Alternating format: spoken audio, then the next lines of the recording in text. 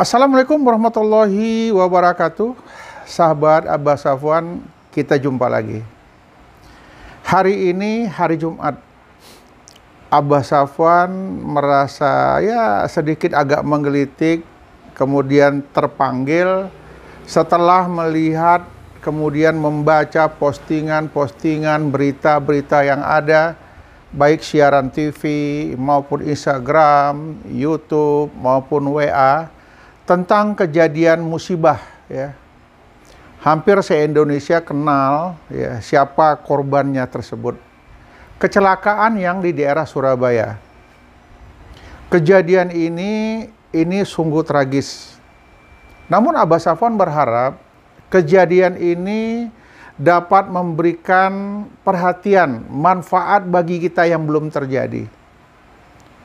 Kalau dilihat dari kejadian kecelakaan artis kita Vanessa Angel ya, yang satu keluarga mengalami kecelakaan, naik mobil, ya mobilnya keren, mungkin bagus, kecepatannya bisa tinggi dan lain sebagainya.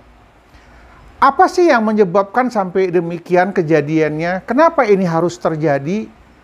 Banyak orang mungkin yang tidak paham, banyak orang mungkin yang tidak tahu bahwasanya di dalam mengemudi mobil itu ada aturan mainnya. Dalam mengemudi ini perlu diperhatikan beberapa hal. Seandainya kita akan berpergian, apalagi perjalanan jauh keluar kota, yang akan membawa mobil atau supir ini dia harus bisa memastikan kendaraan tersebut dalam keadaan siap. Kenapa? Ini mau jalan jauh, ini nggak main-main. Apa sih yang perlu diperhatikan dalam kesiapan mobil? Yang pertama, kondisi kendaraan harus dalam keadaan fit. Oh, kendaraannya kendaraan baru, Pak. Baru dipakai, jamin fit. Boleh-boleh saja. Tetapi sebagai seorang pengemudi, sebagai seorang supir, wajib cek ulang. Apa sih yang harus dicek? Yang pertama yang harus dicek kondisi ban. Apakah kondisi ban dalam keadaan baik? Bagaimana angin depan, angin belakang, supaya apa? Dapat keseimbangan dalam membawa mobil. Ya, kalau bannya kempes sebelah, nanti mobilnya bisa lari kiri atau lari kanan, tergantung bocornya yang di mana. Kita nggak tahu. Ada ban yang bocor halus. Ya, kita nggak tahu. Pada saat dibawa, semakin lama semakin kempes. Nanti kejadian di jalan tol, ini kalang kabut. Di mana mau nyari ini? Tempat tukang tambal dan lain sebagainya. Jadi pertama yang harus diperhatikan ban. Pastikan ban serepnya ada. Kemudian dongkrak dan kunci-kunci pembuka ban itu ada. Setelah itu coba buka kap mesin. Perhatikan air radiatornya bagaimana, air wipernya bagaimana. Kemudian perlu juga dicek ya, itu kondisi oli mesinnya gimana, cukup apa enggak. Cek lagi nanti minyak remnya. Jadi banyak hal yang harus diperhatikan. Setelah melakukan pengecekan mobil dan mobil sudah siap, sudah oke, yang paling penting lagi kesehatan daripada pengemudi. Bisa saja ya, dalam arti kata ini mohon maaf ya, ini mohon maaf, saya bukan menuduh, bukan apa-apa gitu. Saya seorang supir, ingin membawa majikan jalan keluar kota. Sudah janji berangkat jam 6 pagi. Apakah majikan tahu tadi malam kondisi kita tidur seperti apa? Kita nggak bisa tidur, kita flu, kita demam, kita batuk, atau mungkin di sebelah tetangga ada kejadian apa, sehingga kita nggak tidur, kondisi fisik tidak prima. Apakah ini harus dipaksakan juga untuk bawa kendaraan? Ini nggak bisa. Seorang pengemudi, seorang supir, ini harus jujur dengan kondisi dia sendiri. Jadi kendaraan sudah oke, kemudian kondisi pengemudinya gimana? Kalau memang Anda tidak fit, sampaikan ke majikan. Saya tak sanggup, tadi malam saya tidak tidur, saya flu dan lain sebagainya, silakan. Memang banyak setelah kejadian ya baru merasa kok bisa ya, kok terjadi ya. Nah ini perlu. Setelah kelengkapan mobil oke, kemudian kondisi kesehatan supir oke, perhatikan juga administrasi surat-surat kendaraan. SIM, KTP, STNK. Jadi surat keterangan diri, surat keterangan mobil dalam bentuk STNK tadi ya dibawa. Kalau terjadi apa-apa, ada pemeriksaan kita lengkap, SIM ada, STNK ada gitu. Yang menjadi inti pertanyaan ini sekarang adalah kenapa bisa terjadi kecelakaan seperti ini? Ini ada beberapa hal. Yang pertama, bisa saja terjadi faktornya kendaraan. Yang kedua, bisa terjadi faktor alam. Kemudian yang ketiga, human error, faktor manusianya. Faktor kendaraan, bisa saja ada baut-baut yang tidak lengkap, baut-baut yang longgar. Pada saat kendaraan berjalan, jarak jauh, luar kota, masuk lubang dan lain sebagainya, ada terjadi permasalahan di kendaraan. Jadi ini faktor kendaraan. Kemudian faktor jalan, ya. Faktor jalan juga perlu kita perhatikan, faktor jalan ini. Faktor jalan ini dalam arti kata jalan rusak, ya, yang kemudian jalan berlobang, yang kemudian ada tekongan yang derajatnya tidak benar. Perlu juga diperhatikan, ya, jarak itu tidak benar, jarak tekongan derajatnya itu. Banyak tekongan-tekongan atau belokan itu yang derajatnya tidak benar. Jadi untuk kecelakaan ini faktornya banyak, ya. Tadi sudah saya katakan, ya, faktor kendaraan, faktor alam, human error, ya. Ini banyak permasalahan yang bisa mengakibatkan kecelakaan itu. Kalau human error yang saya katakan tadi, manusianya, orangnya, ya, bisa saja dalam keadaan sakit. Bisa juga dalam keadaan capek, bisa juga dalam keadaan mengantuk. Jadi teman-teman, para sahabat-sahabat, siapapun yang nonton video ini, saya terpanggil. Kenapa terpanggil? Saya mantan Kasat Lantas. 3 kali Kasat Lantas. Sekolah saya pun semuanya sekolah lalu lintas. Jadi ingin berbagilah ini, berbagi tips ini. Pada saat membawa kendaraan dengan kecepatan tinggi, maka kita akan cepat lelah.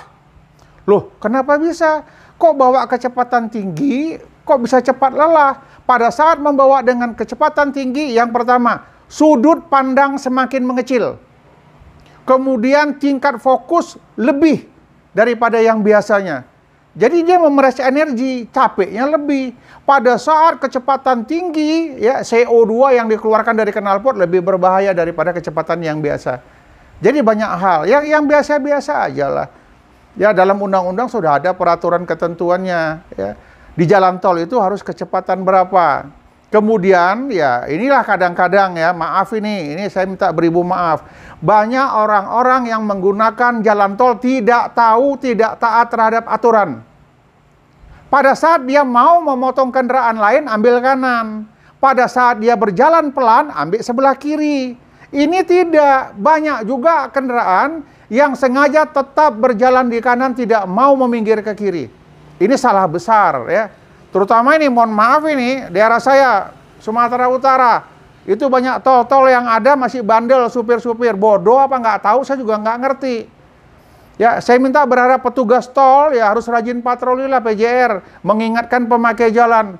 Yang paling berbahaya lagi, berjalan di jalan tol tengah malam. Maaf ini, jalan tolnya gelap. Apakah sengaja dimatikan lampu biar irit? Atau ada apa nggak tahu. Jalan tolnya gelap, kendaraan truk-truk itu tidak pakai lampu belakang. Ini sangat berbahaya. Ya minimal dia nggak pakai lampu belakang, tolonglah mobil box, truk-truk besar itu pakai spotlight. Jadi kalau ke senter pakai lampu, nampak pantulan cahayanya itu ada mobil di depan. Ini banyak-banyak faktor ini, ya. Kita kembali lagi terhadap kecelakaan yang dialami oleh Mbak Vanessa Angel, ya. Ini luar biasa. Prediksi saya sementara, kendaraan lari dengan kecepatan lebih dari 100 km per jam. 100 km per jam, apabila direm secara mendadak normal, maka kendaraan akan berhenti lebih kurang 50 meter ke depan. Kecepatan 100 km per jam, pada saat direm mendadak dalam keadaan normal, berhentinya lebih kurang 50 meter ke depan. Jadi bayangkan, pada saat kecepatan di atas 100 km per jam, mau berapa meter lagi dia berhenti. Ini yang terjadi, perkiraan saya pribadi sementara. Kalau saya salah, saya minta maaf. Perkiraan saya pribadi, kecelakaan ini terjadi pada saat supir sudah kelelahan. Yang kedua, kondisi mengantuk. Disinilah pada saat orang mengantuk, tiba-tiba dia terlena sedikit saja. Hanya sekian per sekian detik. Langsung konsentrasi, antisipasi, dan reaksinya buyar. Tidak ada. Pada saat kecepatan tinggi, kemudian tanpa dia sadari, mobil meminggir ke kiri. Begitu tersadar dia bangun, antisipasi reaksinya tidak ada atau lambat. Ini yang mengakibatkan terjadinya kecelakaan yang sulit untuk dihindari. Kenapa? Tidak ada kesempatan untuk pijak rem lagi. Kenapa? Reaksi dan antisipasinya nggak ada. Tidak semua orang sama. Ada orang antisipasi dan reaksinya cepat. Begitu dia tahu terbangun, tersentak, apa yang harus dia lakukan? Dia tahu. Ada orang yang tidak tahu. Sekian per sekian detik dulu, baru sadar. Baru sadar. Ada yang tak bisa berbuat apa-apa lagi, ya, sehingga mobil lepas kendali. Kenapa? Dari informasi yang kita lihat di YouTube, di Instagram, kemudian di WA Story, tidak ada upaya untuk pengereman. Berarti antisipasinya tidak ada. Makanya pada saat terjadi kecelakaan itu, ini benturannya cukup keras. Korbannya di sebelah kiri semua, habis. Ya, ini kita nggak bisa main-main. Kenapa di pengurusan SIM, ya, itu ada aturan-aturan main, ya. Untuk mobil SIM A itu harus berumur 18 tahun. Kemudian kalau dia meningkat B1 atau B2, itu ada ujian klinik mengemudi. Orang bertanya-tanya, ini polisi apa lagi pakai ujian-ujian klinik mengemudi? Ujian klinik mengemudi tujuannya adalah untuk mengantisipasi orang-orang yang membawa penumpang, ya macam B1, mungkin dia bawa barang, B2 dia bawa gandengan, kalau B1 umum, B2 umum, A umum, wajib ujian klinik mengemudi. Kenapa? Di situ uji keterampilan. Yang pertama, reaksi dan antisipasi. Ada ujiannya, elektronik. Ya. Saya ulangi lagi, ujian itu adalah reaksi dan antisipasi. Sampai di mana reaksi orang kalau dia menjumpai halangan rintangan.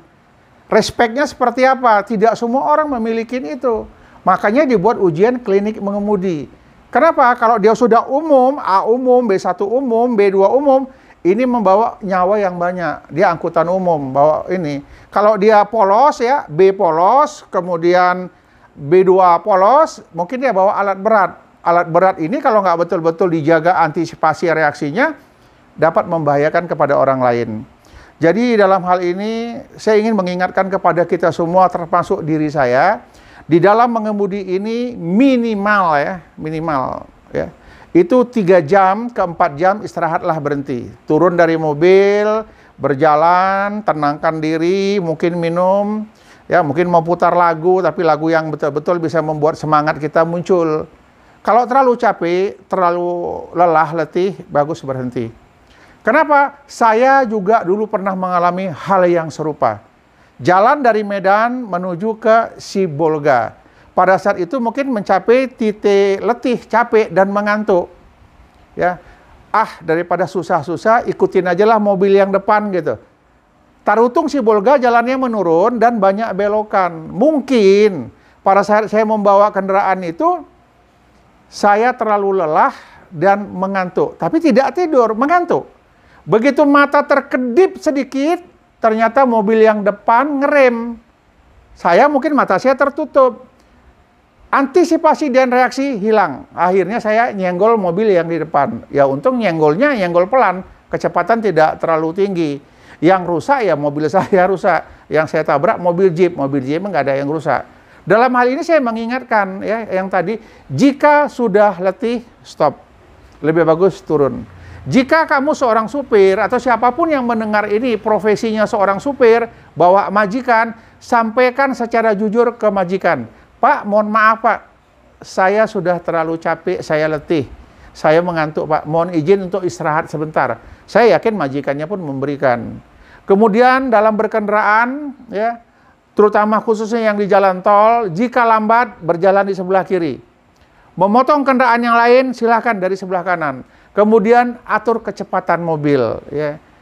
Sebaiknya jarak aman itu paling tidak atau 100 sampai 200 meter pada saat kecepatan 100.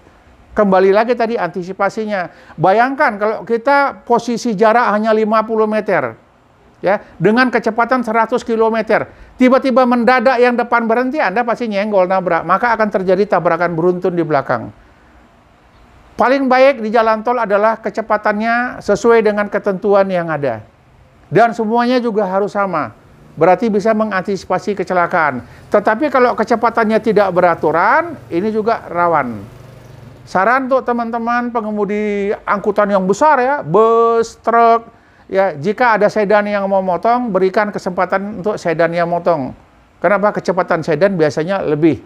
Ya, jadi untuk yang bus, truk, berjalanlah di sebelah kiri jalan, kecuali ingin mendahului di sebelah kanan. Saya yakin dan percaya, ya, dalam hal ini kita juga turut berduka untuk Mbak Vanessa Angel. Saya favorit dengan beliau. Beliau sudah mulai kehidupannya jauh lebih baik. Namun ada beberapa hal ya yang mungkin Tuhanlah yang tahu segala-galanya umur manusia tadi itu. Saya ingin mengingatkan kepada siapapun yang nonton video ini, faktor kecelakaan Vanessa Angel adalah faktor kelelahan dan mengantuk. Kecepatan mobil lebih dari 100 km per jam, itu prediksi saya. Kalau saya salah, saya minta maaf. Tapi dengan adanya kerusakan-kerusakan itu, saya meyakinin kecepatan ini di atas 100 km per jam. Bagi teman-teman yang nonton video ini, sahabat Abah Safwan, hati-hati dalam berkendaraan, ikutin peraturan ketentuan yang ada di jalan raya demi keselamatan kita dan keselamatan orang lain. Terima kasih. Assalamualaikum warahmatullahi wabarakatuh.